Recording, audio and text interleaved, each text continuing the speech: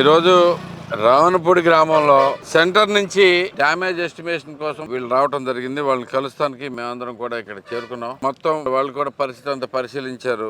ఇది ఒడ్లు ఎలా అయిపోయినాయి, ఎలా అయిపోయింది అనే దాని మీద చూస్తే తార్కాణం ఇది మొత్తం అంతా మొలకలు వచ్చేసి దారుణమైన పరిస్థితిలో ఉంది.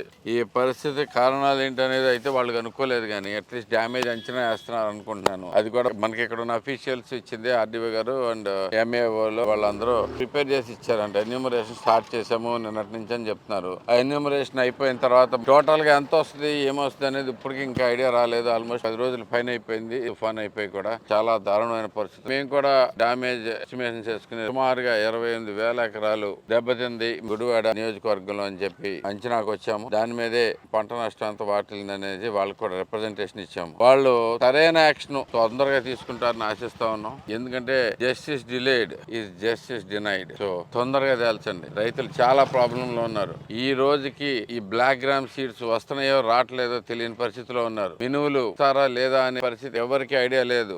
సబ్సిడీ మీద ఇస్తారా, ఇస్తే ఎంత సబ్సిడీ మీద ఇస్తారు. అలాగే ప్రతి పేపర్ స్టేట్మెంట్ చూసినా వేరే రకంగా ఉంటుంది. వైసీపీ గవర్నమెంట్ లో పూర్తిగా ఏమవుతుందంటే ప్రతి గింజ కొనేస్తున్నాము, మీరేమి బాధపడవసరం లేదంటారు. ఏ గింజ కొనబోతున్నారో ఎలా కొనబోతున్నారో తెలియదు. వరి పంట చూస్తే సగం ఒరిగిపోయి ఉంది. ఒరిగిపోయిన పంటని మళ్ళీ కొయ్యాలంటేనే బోల్డ్ అంత కాస్ట్ అవుతుంది. దానికోసం ఏం చేయాలనేది ఎవరికి అర్థం కావట్లేదు. రైతు పరిస్థితి పరమ దుర్భరంగా ఉంది.